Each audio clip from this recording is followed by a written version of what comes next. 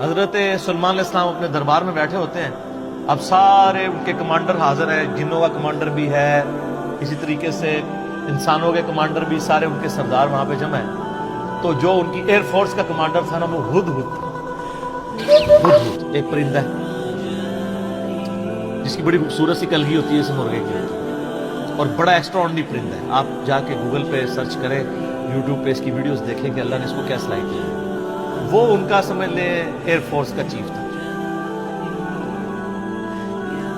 تو آپ نے فرمایا وہ کدھر غائب ہے، اور پھر ساتھ فرمایا کہ وہ اپنی غیر حاضری کی کوئی جسٹیفیکیشن مجھے پیش کرے،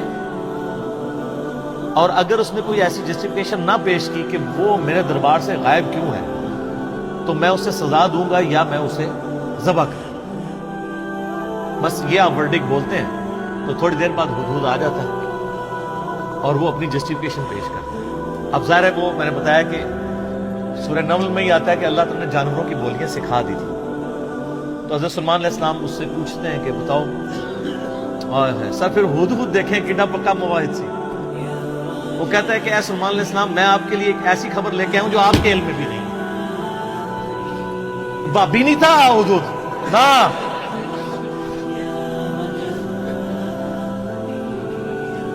سلمان علیہ السلام نے کہا کیا خبر لے کے آیا ہوں؟ ان کا میں ایک ایسی قوم کے پاس سے آیا ہوں کہ جن کی حکمران ایک ملکہ ہے، عورت، اور اس کا بہت بڑا ایک عرش یعنی اس کا تخت ہے جس پہ وہ بیٹھتی ہے. اب وہ آپ کو نا ویسے کھنڈرات بھی اس کے مل چکے، میں ایک پکچر ہمیں ملی، انشاءاللہ ہم اس میں اٹیچ بھی کریں گے.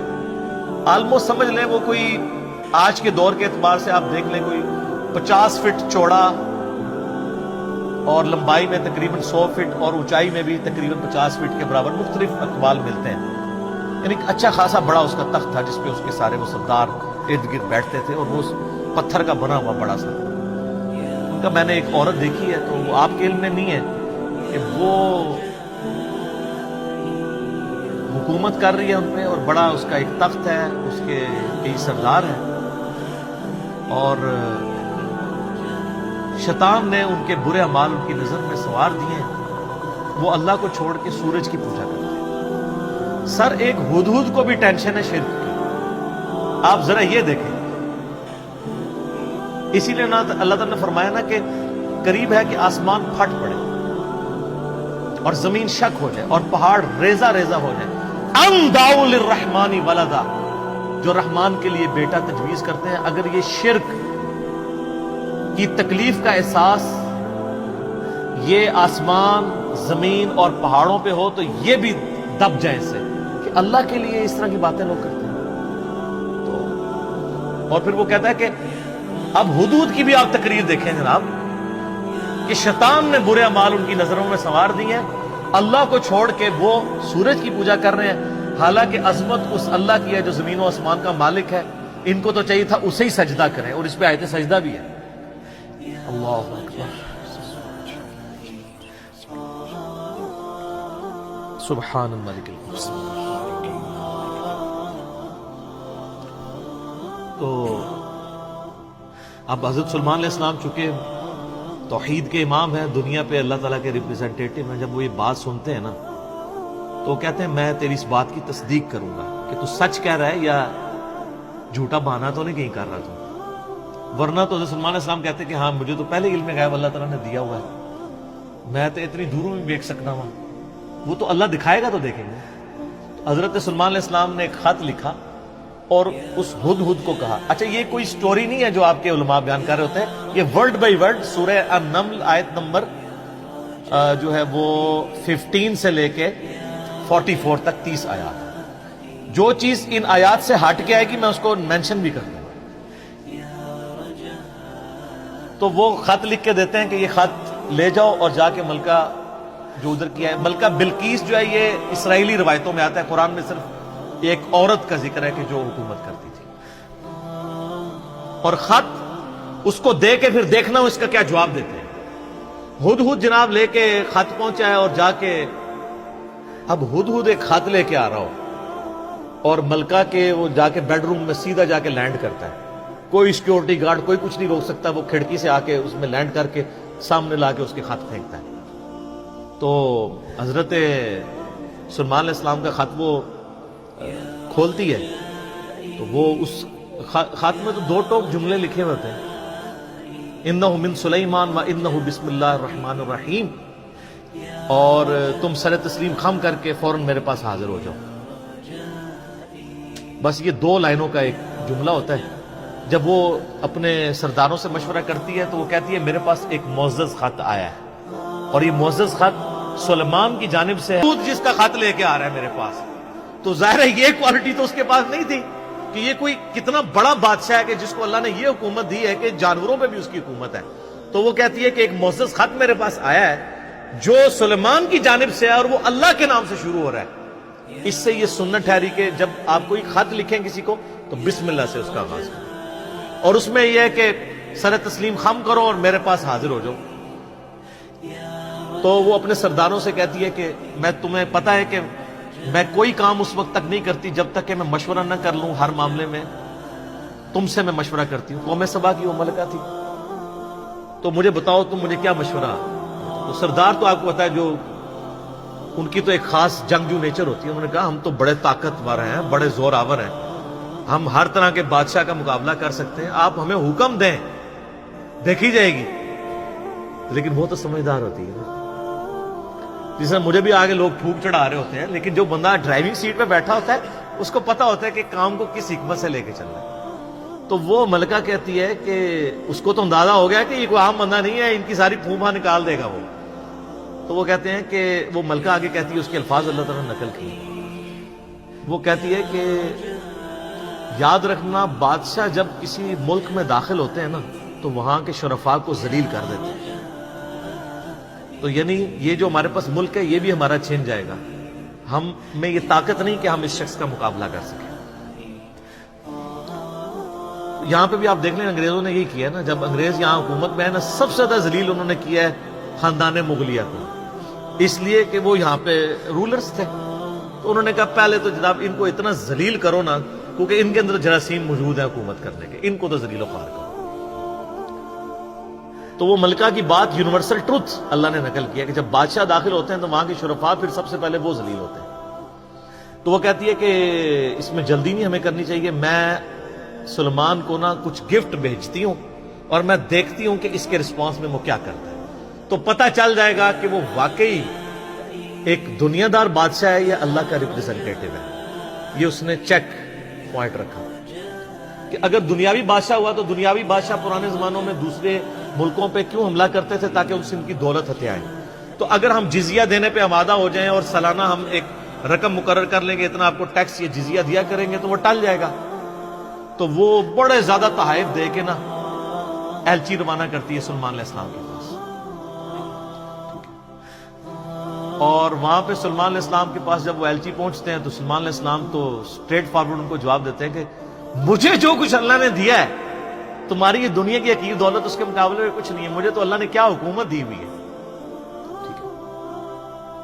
تو بلکہ سورہ نمل میں اللہ تعالیٰ نے ان کی دعا بھی نقل کی ہے. سلیمان علیہ السلام کہتے ہیں اللہ مجھے ایسی حکومت دینا جو میرے بعد پھر کسی کو نہ ملے.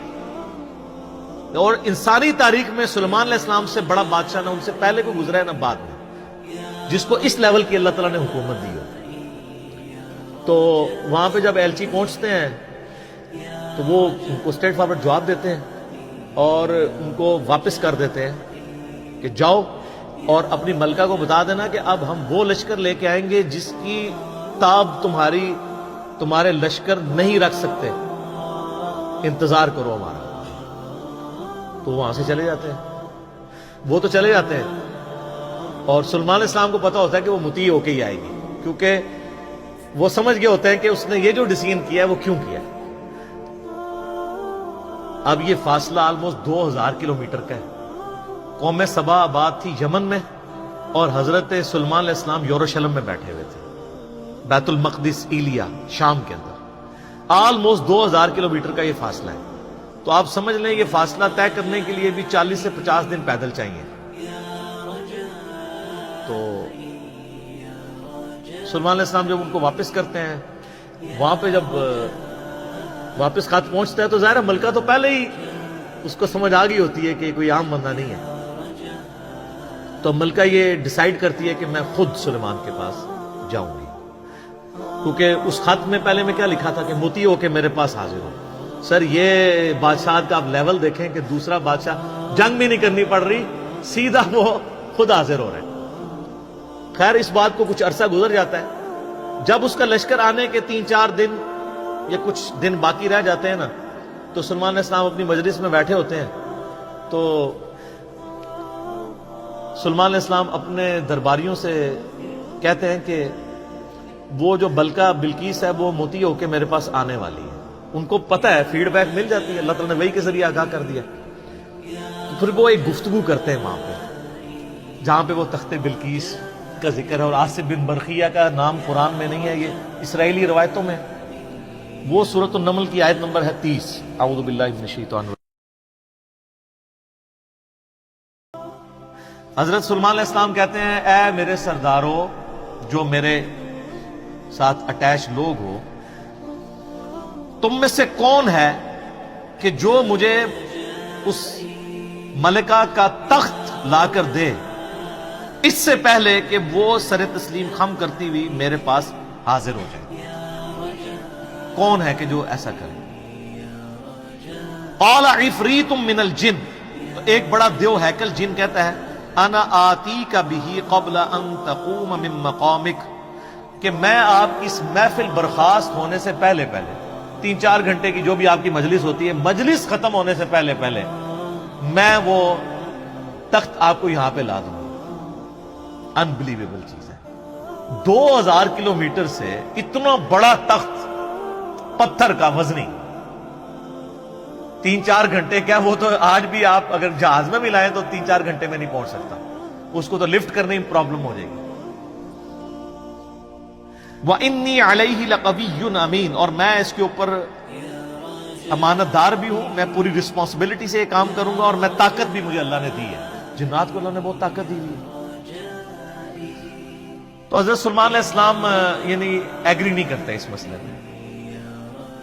تو پھر ایک اور شخص، قال الذی عندہ علم من الکتاب، وہاں ایک شخص بیٹھا ہوتا ہے جس کے پاس کتاب میں سے علم ہوتا ہے، وہ کہتا ہے انا آتیک بہ قبل ان یرتد الیک طرفک، میں اس تخت کو آپ کے سامنے حاضر کر دوں گا آپ کی آنکھ جھپکنے سے پہلے، فریکشنز آف سیکنڈ میں لے آؤں گا۔ ہمارے لیے تو وہی ہضم کرنا مشکل ہے، تو یہ تو خیر بہت بڑی چیز ہے۔ تو یہ اس نے دعویٰ کیا، بس یہ دعویٰ کرنے کی دیر تھی اور وہ لے بھی آیا تھا۔ فَلَمَّا رَآهُ مُسْتَقِرًّا عِندَهُ، تو حضرت سلیمان علیہ السلام نے جب وہ تخت وہاں پر آیا ہوا دیکھا، قَالَ هَذَا مِن فَضْلِ رَبِّي، انہوں نے کیا حضور کڈے پہنچے بزرگوں، کیا بات ہے، کیا صاحب کرامت ہو، نہیں اومٹ کر، ان کا یہ میرے رب کا فضل ہے، ہذا من فضل ربی۔ آپ لکھتے ہیں نگاہ مرشد سے، ماں باپ کی دعا سے، اور پیغمبر کا کہتا ہے ہذا من فضل ربی، یہ تو میرے رب کا فضل ہے۔ کیوں ہے فضل؟ لیبلونی اشکر ام اکفر، تاکہ وہ مجھے آزمائے کہ میں اس کا شکر گزار بنتا ہوں یا ناشکرا۔ یہ سر توحید ہے۔ ومن شکر فانما یشکر لنفسہ، اور جو کوئی اللہ کا شکر کرے گا تو وہ بھی اپنے نفس کی خاطر ہی کر رہا ہوگا، اللہ کو کوئی پرواہ نہیں۔ ومن کفر، اور جو کوئی اللہ کی ناشکری کرے، فإن ربی غنی کریم، تو میرا رب تو غنی ہے، کریم ہے، اسے کسی کی پرواہ ہی نہیں ہے۔ ھذا من فضل ربی۔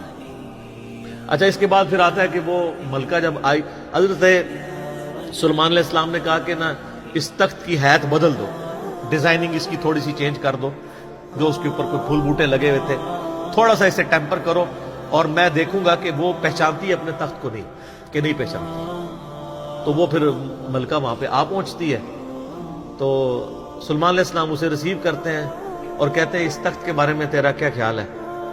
تو وہ بڑی سمجھدار ہوتی ہے، تو وہ کہتی ہے یہ تو لگتا ہے کہ یہ میرے تخت ہی ہے، اس کی مثل مجھے لگ رہا ہے بلکہ شاید وہی ہے۔ تو یہ اس کی سمجھداری کا بھی ثبوت ہے کہ وہ اس کو ٹیمپرڈ فارم میں بھی پہچان لیتی ہے، اور یہ اس کو دوسرا میسج مل جاتا ہے انہوں نے کیا لڑنا ہے. اس نے کہاں سے لڑنا ہے؟ وہ تو یہ بھی نہیں تھی ایکسپیکٹ کر سکتی کہ 4 مہینے میں بھی کوئی اٹھا کے یہاں لا سکے. ابھی تو اس کو یہ پتہ ہی نہیں تھا یہ تو ایسے آیا ہوا ہے. تو پھر سلمان علیہ السلام اسے اپنے جو ٹیمپل ہے نا اس کی بھی تھوڑی جھلک کرواتے ہیں. آگے ایک محل میں جب لے کے آتے ہیں کمرے میں تو اس میں ایسے شیشے جڑے ہوئے ہوتے ہیں کہ وہ گویا دیکھنے میں تالاب محسوس ہو رہا ہوتا ہے. تو جب اس پہ پاؤں رکھنے لگتی ہے وہ سمجھتی ہے پانی والا تالاب ہے, تو وہ اپنے جو تہمد ہے یا جو بھی اس نے کپڑے پہنے ہوتے ہیں وہ تھوڑی سی اٹھا لیتی ہے, اس کی پنڈلیاں بھی ننگی ہو جاتی ہیں. وہ سمجھتی ہے پانی ہے, وہ پانی نہیں ہوتا. تو وہ امپریس ہوتی ہے اور پھر وہ وہاں پہ کہتی ہے کہ میں سلمان کے ساتھ اپنے رب کے سامنے سر تسلیم خم کرتی ہوں, جو میں شرک کرتی رہی میں اللہ کی طرف رجوع لاتی ہوں, اور وہ اسلام قبول کرتی ہے. باقی اسرائیلی روایتوں میں پھر ملتا ہے کہ سلمان علیہ السلام کا نکاح اس کے ساتھ ہوتا ہے. قرآن نے اس چیز کو ایڈریس نہیں کیا. قرآن تو بس کنکلوڈ اس پہ کرتا ہے کہ وہ مسلمان ہو جاتی ہے. نہ وہ بریلوی ہوتی ہے, نہ دیوبندی ہوتی ہے, نہ اہل حدیث ہوتی ہے, نہ شیعہ ہوتی ہے, بلکہ مسلمان ہو جاتی ہے. اور آپ یہ الفاظ دیکھیں جناب, مسلمان مسلمان ہی ہے ہر طرف.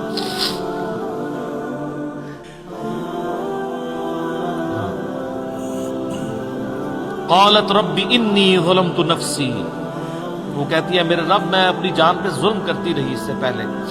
واسلمت مع سلیمان للہ رب العالمین, اور میں سلیمان کے ساتھ سر تسلیم خم کرتی ہوں اس رب کے سامنے, اللہ کے سامنے جو سارے جہانوں کا پالنے والا ہے. میں سر تسلیم خم کرتی ہوں, میں مسلم ہوتی ہوں. تو وہ اپنا آپ اپنے رب کے حضور سر تسلیم خم کر. تو یہ واقعہ یہاں پہ مکمل ہوا.